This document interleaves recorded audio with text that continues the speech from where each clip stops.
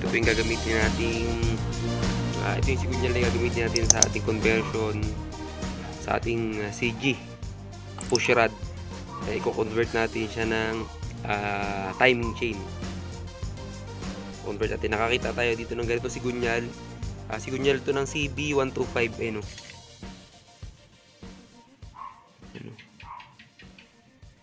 Yan, same sila.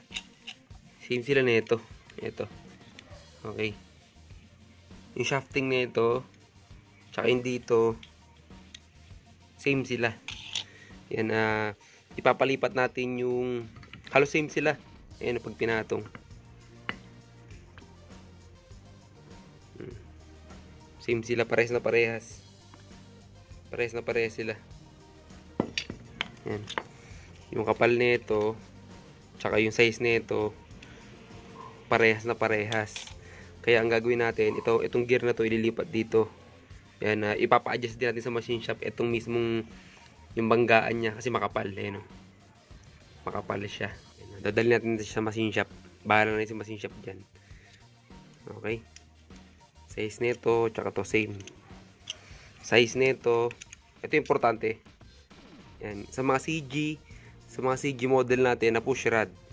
Yan, pang CB yung ilalagay natin para may convert siya ng timing chain. Kasi maganda lang sa timing chain is smooth. Yan, smooth yung under niya. And ito nga pala, kung bakit ko ilalagay ito kasi mataas yung lift nito. Kasi naka 58mm yung lift nitong mismong sigunyal. Ito yung mga sigunyal ng 175 at saka yung 200cc na mga CG na push rod. Ito yung sigunyal nila. Ayan, kaya ito ilalagay natin para mas tumaas yung displacement ng motor natin. Ilalagay natin sa enduro. Ayan, dito natin siya ilalagay. Ayan, sa motor na yan, dyan natin ilalagay yung mismong ginagawa natin. Ayan, i-convert ko siya ng timing chain. Okay? Ito yung importante, tatandaan nyo yung size nito. Ayan, yung kapal nito, same sila. Kaya, plug and play to dito. Ayan, ang nagkataro sila yung stopper sa loob. Ayan o. Yun lang. Okay, pero same sila. Okay. Same sila kung tutuusin.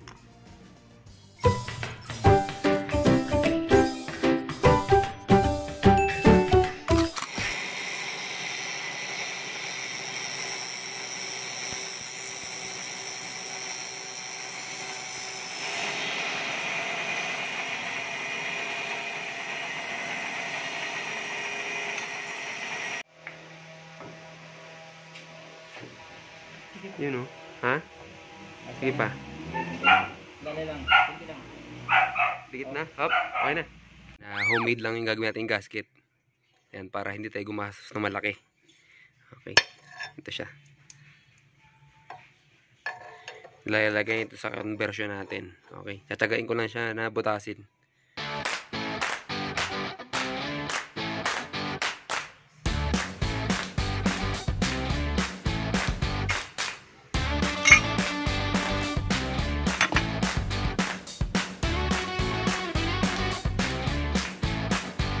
Yan, ito yung KRR natin na 150. Yan, matinong-matino makina niyan. Ayan, yan, matinong-matino.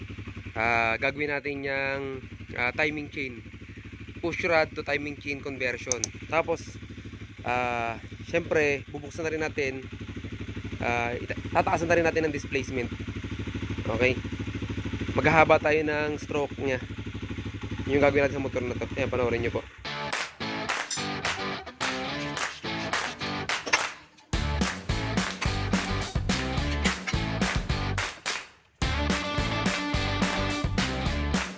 Natin lahat ng tornilyo. Nababa na natin yung makina.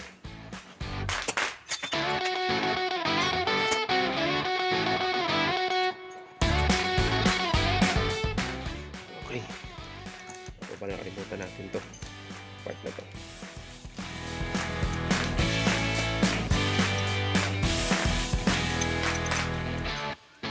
Yan, hindi na natin nalalinisan yung makina kasi laging nasa bundok to. Yan, lagi nasa bundok kaya yung linis niya hindi siya nalinisan ng gusto talaga. Okay. Yan, very good itong makina na to sa loob ng 7 years. 2013 model pala itong motor na to. Napunta sa akin to 2014. 1 year pa lang sa mismong may-ari nung nakuha ko siya. Yan, 2014 ko nabili to. 2013 model. Yan. Clutch pa lang napalitan ko, clutch. Tsaka tong cover na to. Yan, yung cover dito. Okay, bababa na natin.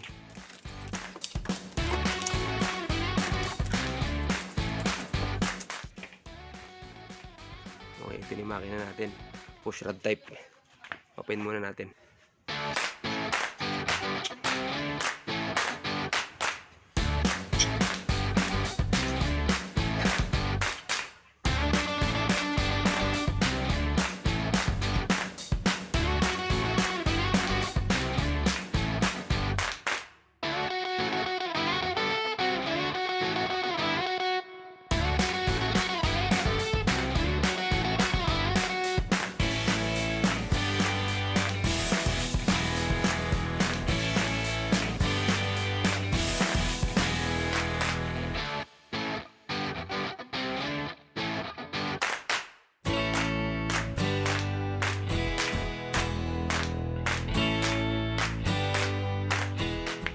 Yan na, kasi kaya sinabing push rod kasi may rod siya. Ayan. Galing sa cam shop sa baba. Hindi pala cam shop. Cams galing sa cam sa baba, camlog na tinatawag.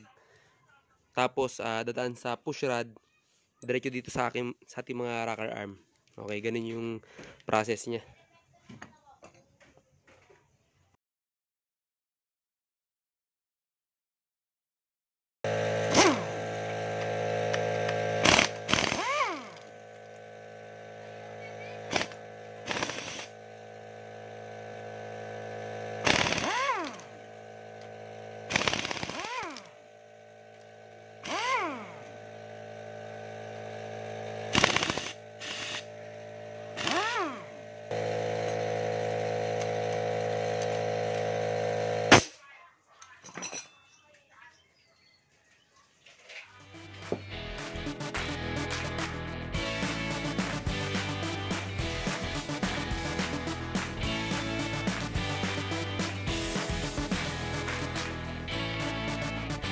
Ito yung tinatawag na cam follower. Ito.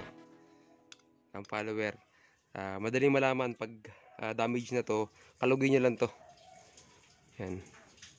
Kasi pag may kalug to, kahit anong tune up nyo, lalagitik talaga yung makina nyo. Ito, kalugin nyo side. Yan. Pag kumalog yan ng malakas, damage na siya. Kumalog ng konti, damage na rin siya. Ayan. Halos, dapat to halos wala. Meron to halos hindi ramdam hindi siya ramdam, pero meron bagyang-bagya. Okay, ganun yung ano niya. Okay, tapos pag may gas-gas kayo nakita dito, damage na rin siya. Okay, nakasunod dyan, nakakabit yun dito. Ito. Okay, ito yung ating cam gear na tinatawag. Tapos ito yung camlog natin. Ito yung pinaka-cams natin. Siya nagdi-dictate kung magbubukas ba yung intake valve o exhaust valve. Siya nagdi-dictate ito. Okay. Pag may gas-gas yan, yun, yung isang problema, lagitik din. Okay. Yun yung ano. Tapos, isa pa, yung yung ganun tunog ng makina, parang sigunyal yung tama. Ito po tama nun, ito. Ayan. Madali lang malaman, kalugin nyo lang, ganunin nyo lang. Ayan. Kapag may naramdaman kayong kalog, ibig sabihin damage na yung gear nyo. Ayan, kailangan yung palitan. Mas maganda kung pares. Ayan, kasama yung sa sigunyal. Ayan, pag nagpalit kayo nito, biyak makina. Ayan, biyak makina. Yun yung ano niya. Okay. First time lang to nabuksan. Ayan, makikita nyo naman yung makina. First time na mabuksan sa loob ng 7 years. Ayan, ganun katibay siya. Okay. Kahit yung mga piston niya, ito. Ayan, tignan nyo yung itsura ng piston niya. Sobrang ganda pa. Ayan o. Sobrang ganda ng piston niya. Okay. Ito, nangitim lang kasi sa tagal ng panahon yan. Okay. Ayan, makikita nyo yung piston. Yan, pag ginamit to,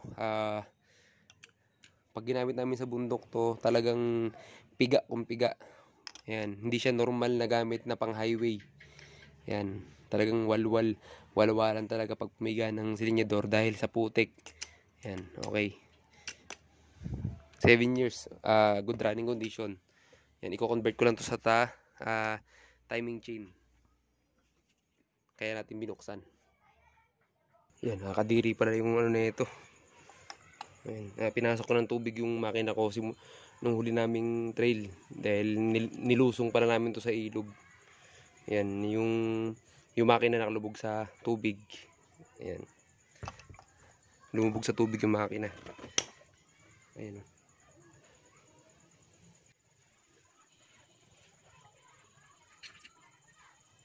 Okay. Ito yung laman ng makina natin. Ayan, 6 na spring.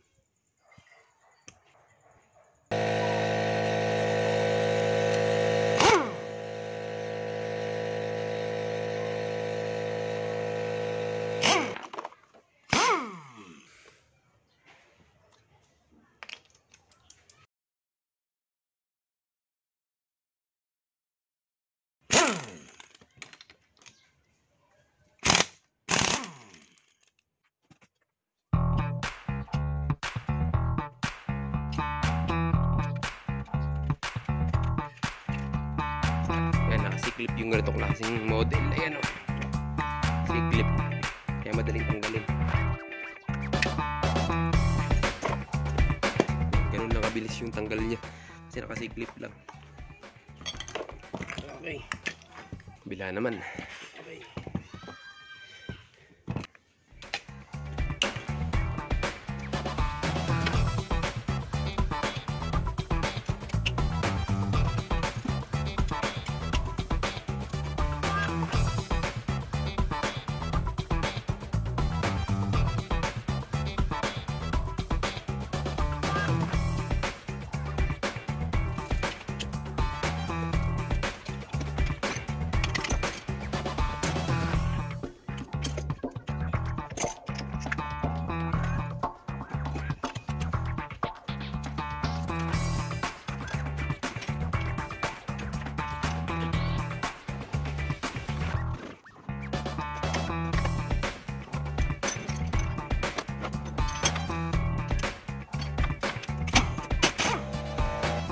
Ayan, yung puller na gagamitin natin dito is yung puller ng pang Wave 100, 110, or same engine kahit China.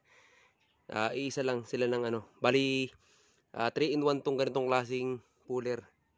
Ayan, 1, 2, 3. Yung sarili mismo niya yung pantry. Okay. Ayan, ito siya.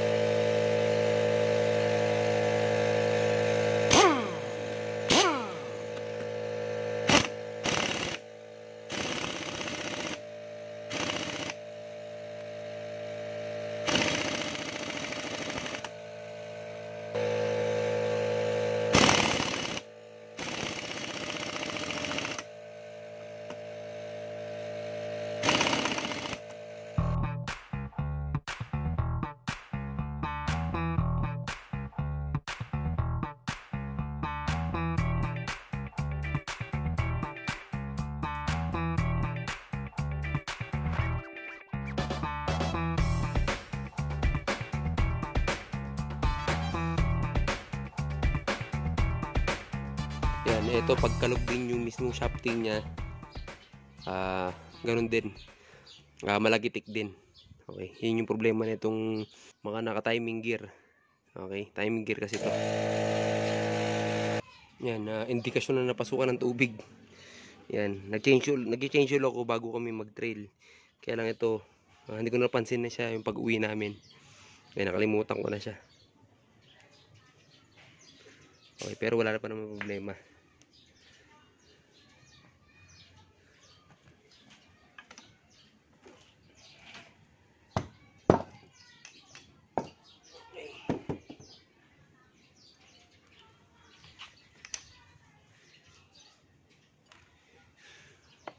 Yan, ito yung papalitan natin.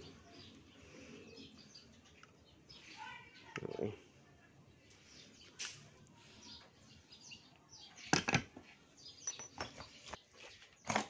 Yan, ito yung pinamachine shop natin. Yan. Ang stroke nito is 58. Yan, 58 yung stroke nito. Tapos itong stock. Stock na ganito. 49.5 mm yung ano niya, yung stroke niya.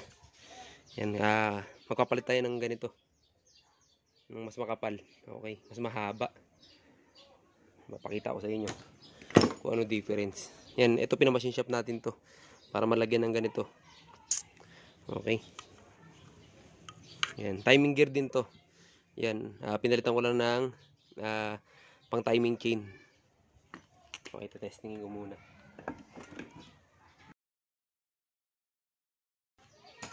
Yun, ito malaking problema. Hindi ko siya pinabuksan muna. Hindi ko muna siya binuksan, pinapress ko agad. Kasi akala ko same sila ng bearing. Ayun pala, mas maliit ng bearing. Mas maliit yung bearing nito. Mas maliit. Okay. Hindi siya papasok.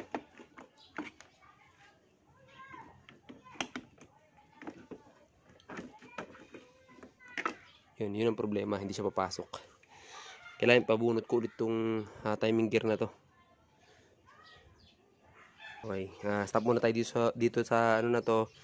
Lilinisin ko pa to, tapos ibabalik ko sa machine shop tong sigunyal. Kasi yung bearing hindi kasya. Okay. Magkakaiba pala sila. Pag mas malaki sigunyal, kasi mas malaki sigunyal na kakabit natin, 58 mm, mas malaki pala yung bearing niya. Yan, magkaiba sila sa bearing ng same sila ng sigunyal, pero magkaiba sila ng size ng bearing lang. Yun lang papapalitan natin. Okay, sakto rin pala din na nabuksan natin yung makina kasi medyo may umuugong dito sa cambio nito. Third gear at saka fourth gear. May humming, parang gumagano na tunog sa kanya kapag third gear at fourth gear. May tama na rin pala yung gear nito. Yan. Sakto lang din na nabuksan ko. Yan. Sakto lang din. Ito siya, oh. Yan, kaya kung may maririnig kayo na tumutunog sa inyong ito siya, oh. Yan, oh. Basag, oh. Yan. Sakto lang din siya. Kasi kung sakaling malaglag yung pinakamalaking parte niyan, yan, posibleng mas dumami pa yung sisiraing part niya. Yan. Kadalasan pati sigunyal natadamay. Kasi yung mga particle na nadurog, paikot-ikot lang sa loob ng makina. Ayan, kaya mas malaki yung masisira kapag pinabayaan. Ayan, sakto lang din na binuksan natin. Kasi bala ko talagang buksan to dahil i-upgrade ko yung makina. Tsaka yung sisilipin ko bakit may humuhuni. Ayan, ito pala yung dahilan. Ayan, makikita nyo yung mga gear. Ayan. Ayan, o. Third gear siya. Tsaka tong isa. Ayan, o. Kita nyo. Ayan, o.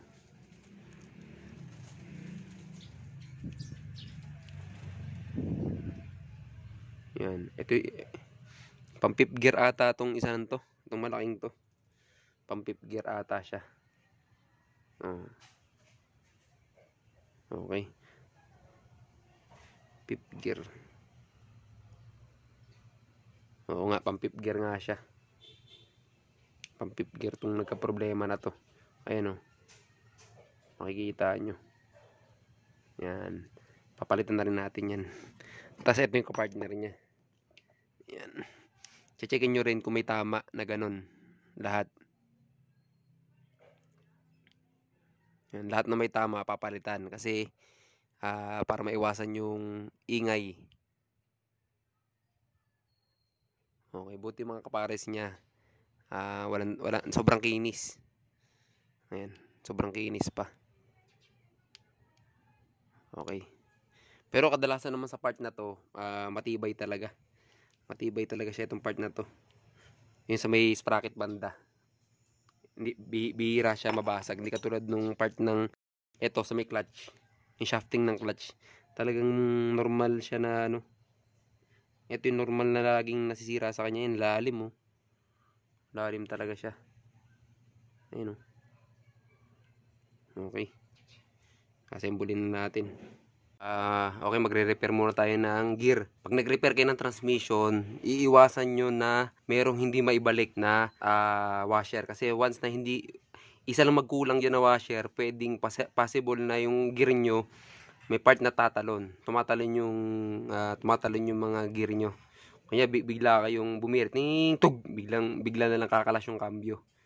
Yan, iiwasan yun. Or kung hindi siya tumatalon yung cambio, nag-i-slip siya. Ibig sabihin, bumibitaw. Tug. Tapos kakapit ulit. Yun yung magiging problema niya. Okay. Kalasin muna natin. Okay, pag-iwari-wari natin. Washer, gear. Kasi ito. Okay. Tapos washer. Tandaan nyo po yan ha. Tatandaan nyo yung pagkasunod-sunod. May washer pa yan. Okay. Tandaan na pala.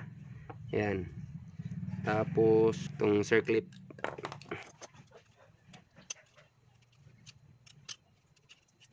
Okay, yan yung pagkasunod-sunod niya. Tapos, gear. Tapos, dito yan. Tapos, circlip ulit. Clip. Tapos, washer. Okay. Tapos, gear. Okay, check natin kung okay yung gear.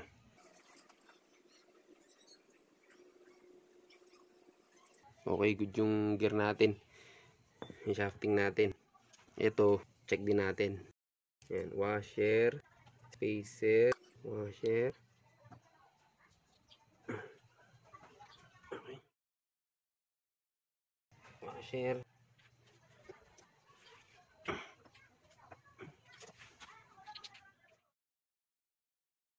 Tapos, check. Okay, good to good. Good siya. Okay. Ngayon, ang hanapin natin ay ito. Ayan, basag oh. Ayan, basag siya. Ito at saka ito.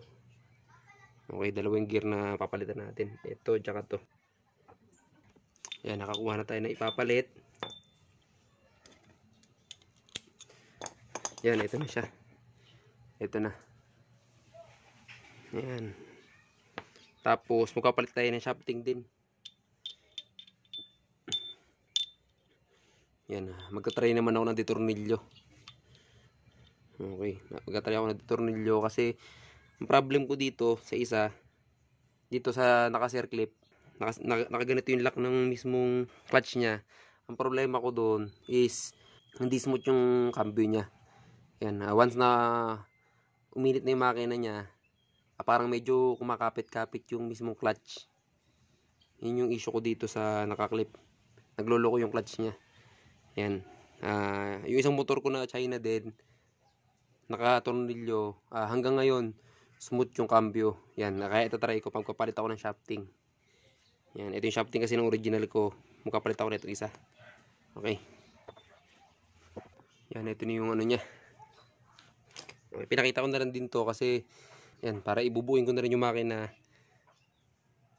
Okay, at least alam nyo lang din. Okay.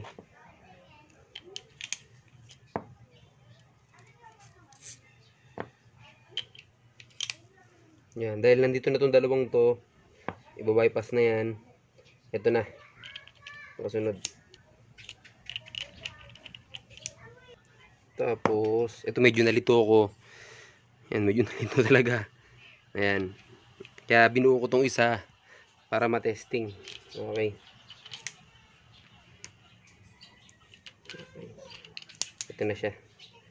Tapos, lock.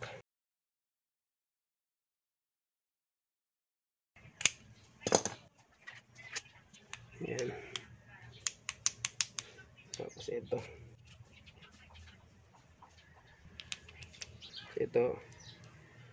Tapos ito. Tapos ito. Okay. Yun, para siguradong tama yung kabit natin ng gear, ilapat natin. Okay. Yan. Yan, makikita nyo sakto. Yan, okay na yung ano yan. Yan, ito hindi ko na kinabit dahil nagpalit ako ng shafting na di-thread. Okay, nagpalit tayo niyan.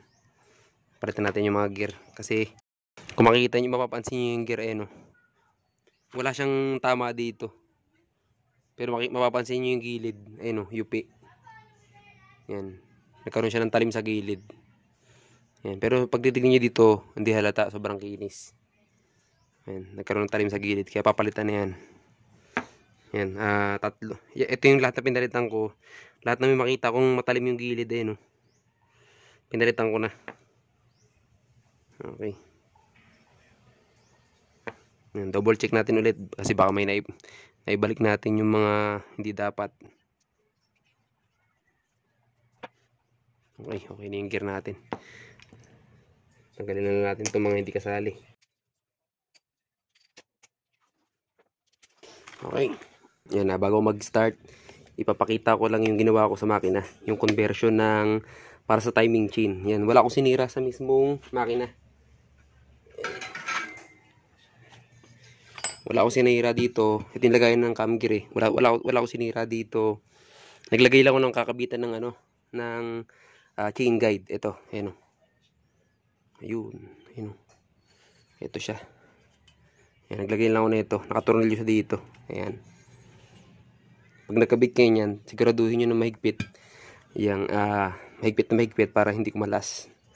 Yan. Pero hindi, ito, yung mga ganitong klase, hindi siya basta-basta lumuluwag dahil aluminum yung pinagkabitan. Yun yung kagandahan sa kanya. Okay. Yun yung ginawa natin dyan. Tapos, ayan, pinaka-importante ito. Yan, nagpabricate tayo ng ganito. Yan, nagpabricate tayo para dito iuupo yung mismong block. Yan, block at piston. Wala tayong babaguhin dito. Yung block tsaka head pala. Tapos itong stud. Yan, naghanap tayo ng stud na kung saan nyo natin kinuha yung mismong block at head, dun din natin kinuha yung mismong stud nya. Okay. Ito. Fabricate tayo na ito. Yan, kasi iba yung butas nya. Okay, ito yung pinaka-importante sa lahat para walang yung conversion na gagawin natin maging effective. Yun yung Tapos hindi tayo nanira. Para kung sakaling gusto natin ibalik sa mismong stock nya, stock na push rod, pwede. Ayan. Yan, ba't ko naisipan na i-timing chain? Kasi mas smooth sa akin pakinggan yung naka-timing chain. Yan. Tapos, kinargahan ko na rin siya. Yan, from 49.5 yung stroke. Kinuha ko na siyang 58. Yan, 58 yung stroke na kinabit natin. Kaya, yung 58 na mismong naidagdag, ito na siya. Yan, ito yung pinakasapin natin. Kasi kung all stock lalagay natin, mahirap mag-convert kasi maghihinang pa tayo dito. Ngayon, dahil hindi tayo maghihinang, obligado tayo magkarga. Magkarga. Yan, ginawa lang natin siya ng kaya na mag-compute, 62 yung piston, tapos 58 na po yung naidagdag. Okay, yung stock niya is 150, Rusi KR 150, 49.5 yung stroke, 62 yung bore. Ngayon ginawa natin 62 yung bore, 58 naman yung stroke. Yan. Kaya yung 58 na idagdag, ito yun. Yung sapi niya. Okay? Start na natin. Yan. Pag nag-start tayo, yan. Pag mag-start tayo dito sa may oil pump. Okay? Yan tayo mag-start. Pag-set up ng lahat ng kakabit natin. Okay? Yan. Ito yung 58 na sigunyal natin. Ayan. Pinag-grade natin ito. Yan sa machine shop. Yan, papakita ko sa video. Yan, ito siya. Pinag-grade ko siya. Ito yung stock niya. Okay, yung stock niya. Yan. Stock niya. Okay, ito yung stock na sigunyal niya. Yan, kung makikita nyo parehas sila. Oh. Same. Timing gear. Ito para sa timing chain. Okay. Salpak ko muna.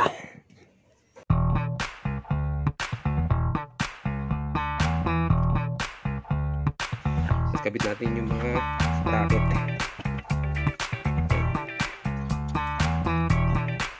Sabay natin siya ilalagay.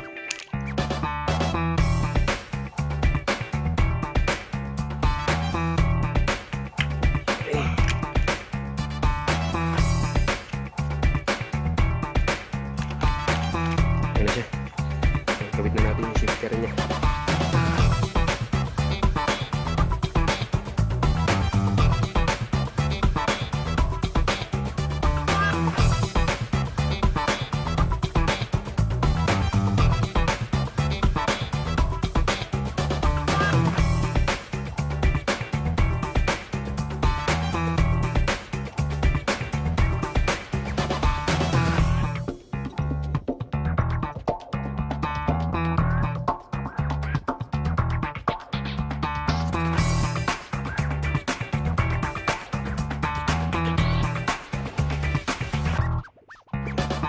Ayan, bali dalawang gasket ginawa ko dito. Ito CG, pang ilalim lang. Ayan.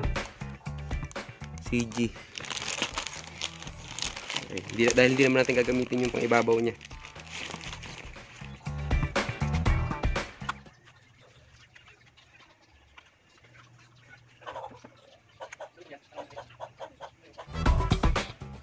Okay na. Ayan, kakabit na natin to. Pero isasabay na natin yung timing chain.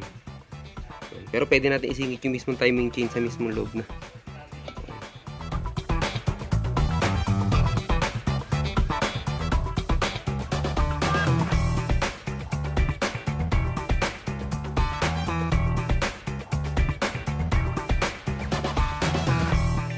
Ano niya. Ngayon kakabit ko yung timing chain.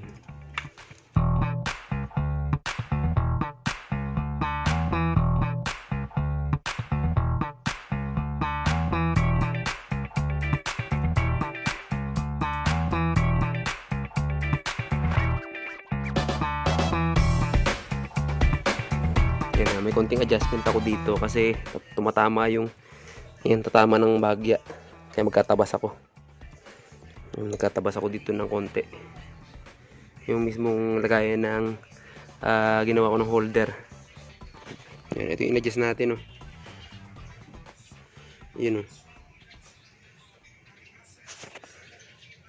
Okay. Yan, dyan tatapat yung ating chain guide.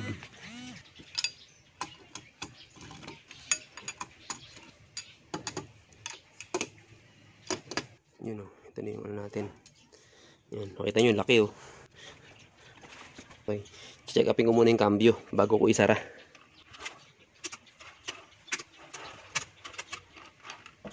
Yan, neutral. Neutral. First gear. Second gear. Third gear. Okay, gawin na natin yung piston.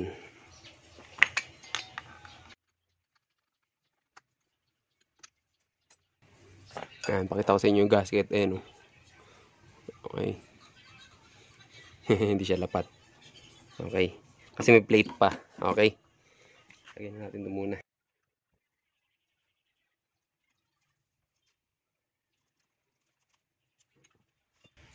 Tapos lagyan natin itong plate na to. Ayan, lalagyan ko ng pandikit.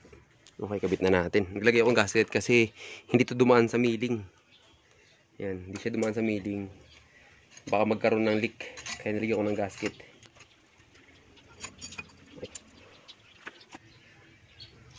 Tapos kakabit na natin yung siyempre yung block. Kabit mo natin yung gasket. Okay, lagyan natin yung gasket na ginawa natin.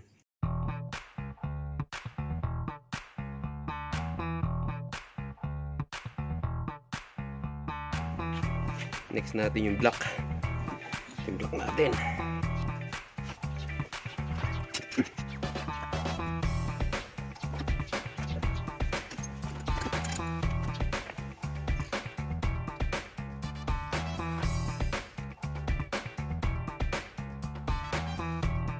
Ayan, sakto-sakto lang yung angat nito. Okay. Tapos ilalagay natin yung gasket. Yan, lagyan natin itong head. Yan, head niya. Yan, salpak natin yung mismong head. Ay, yung yan, ito pala yung chain guide. Importante to.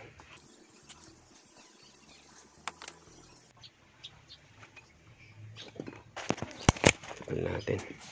Ito yung chain guide na yan. Nakabangga dito yan. Ayun o. Ayun, sa loob. Yung sa ginawa nating lock na yun. Yan, dyan siya nakabangga. Kakabit na natin yung head.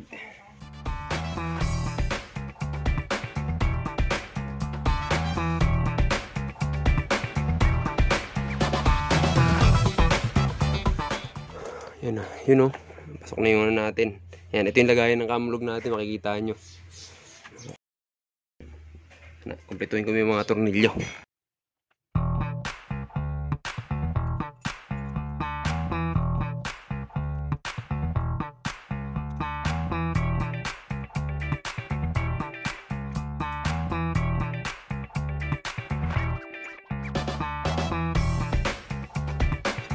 Yan, yung timing nito, same pa rin sa dati.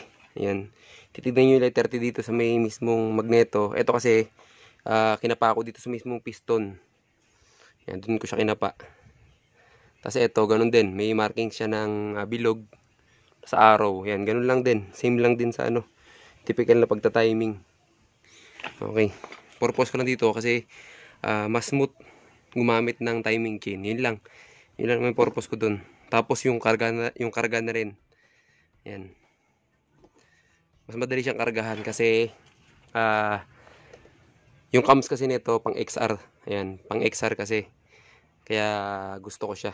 Ayan, madaling hanapan ng cams. Madaling cams. Tapos yung makina niya smooth. Ayan, malalaman natin ito pag umandar na.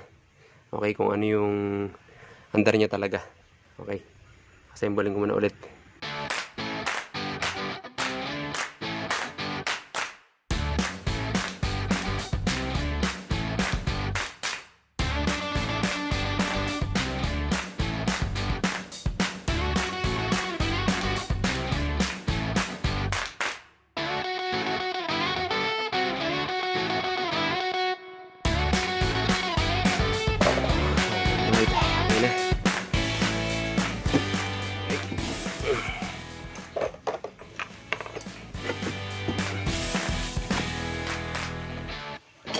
Ayan, binalik ko yung dating gasket niya kasi ma-okay pa to.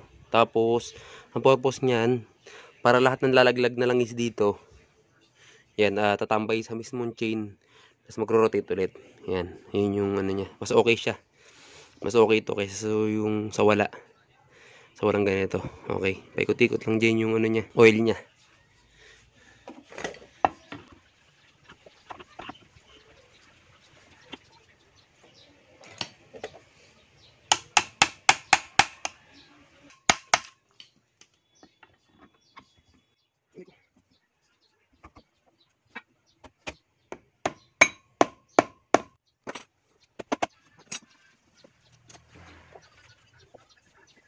Yan, ito yung selector natin.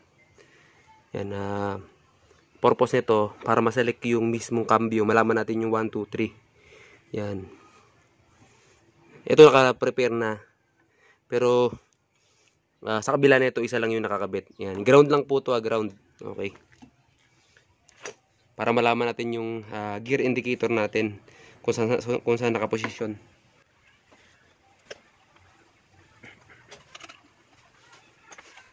Yan, gagawin natin ito. Yan, hindi ko muna mapalitan ng gasket to kasi kakalasin ko pa dahil papalitan ko ng noon. Yung ganong klaseng forma. Yan, pipinturahan pa yun eh. Kaya, ito muna.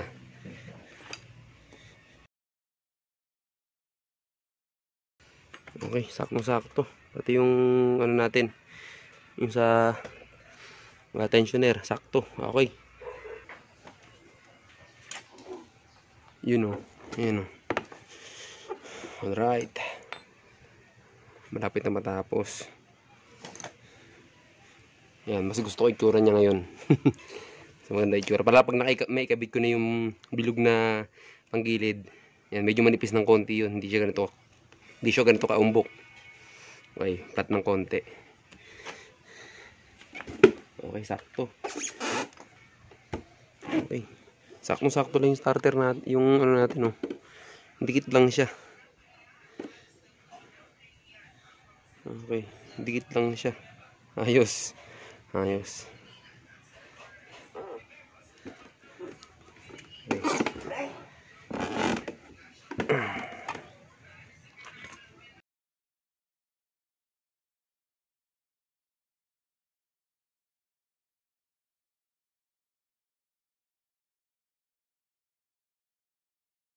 I-share din tayo tungkol dito sa clutch housing. Kapag ang, dahil aluminum to, aluminum po yan, oh.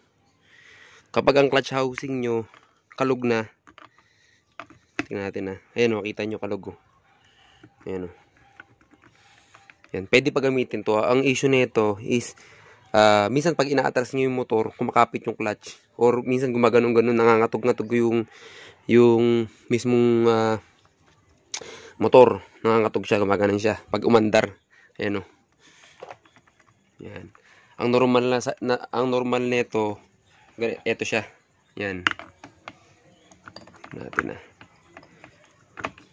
Ayan, oh. Makita nyo siya, oh. Ayan, harang. Yan. Wala siyang halos kalog. Okay. Ganyan dapat yung itsura niya. Okay. Papalitan natin yan kasi issue rin ng motor natin yan. Yan. Nagpalit ako ng 5 spring. Yan. Ito kasi original na. Ito na original na kabit sa akin. Nagpalit ako ng 5. Kasi ang problema na itong sa akin, kalog. Kalog yung housing. Okay. Ngayon, pag inilagay ko naman itong ito, tapos nilagay ko yung gitna, sumasahid yung gitna dito. Dahil nag-convert ako ng ito. Nag-convert ako dyan. Kaya, pinalitan ko.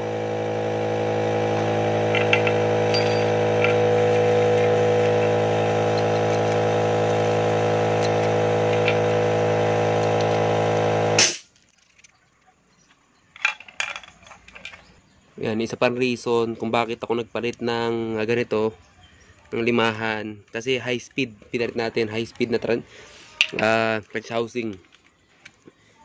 Pakita ko sa inyo yung pinagkaiba. Yan, ito yung gear nung dito. Yan, ito po yung diferensya, oh. Makikita nyo. High speed.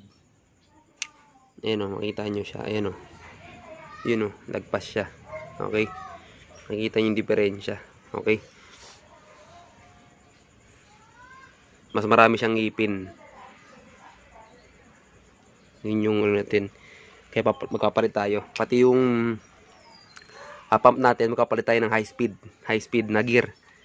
Yan, para sumabay dito. Para mas malakas yung bomba ng langis natin. Yan, purpose nun. Para pag nag-high speed tayo o mataas RPM natin, yung bomba ng langis mas lumakas. Okay. Kasi pag mas malaki yung ngipin, mas marami, mas bagal yung ikot niya. Ayan, lilitan natin. Ayan, makita nyo. Mas konting ngipin ito, kaya mas matulin yung ikot niya.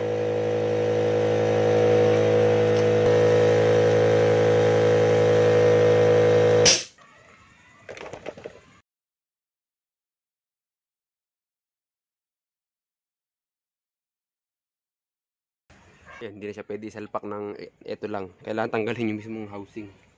Kasi ito, pwedeng salpak.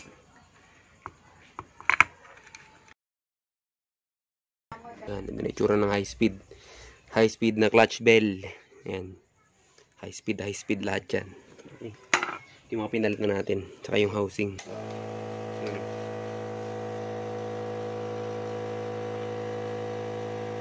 Ayan.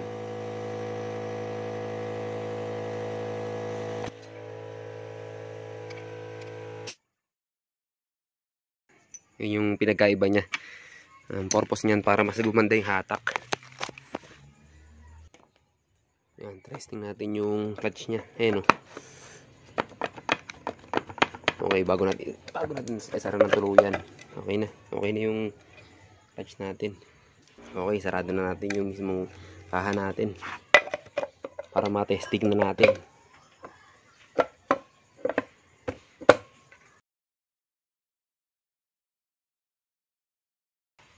Ayusin na lang natin to kapag umandar na siya.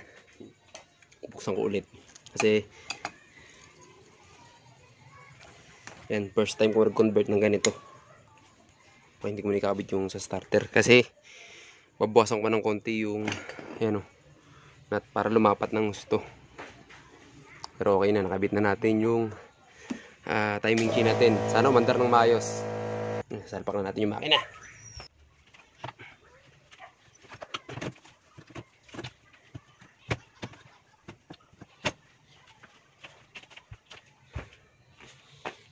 Yun o. Ganda ng block natin o. Ayan, yung sapin natin dyan is nasa 9. 8.5 mga ganun. 8.5 mm. Yung dinagdag nating sapin. 8.5 o 8 ganun. Kasi nadali na siya sa gasket eh. Pero ayos. Sulit, natutuwa ako sa itsura niya.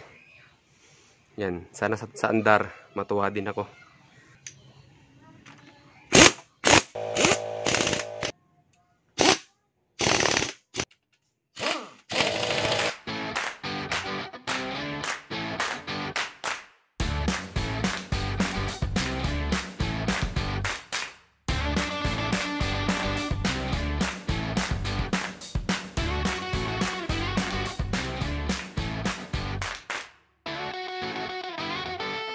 Try ko muna.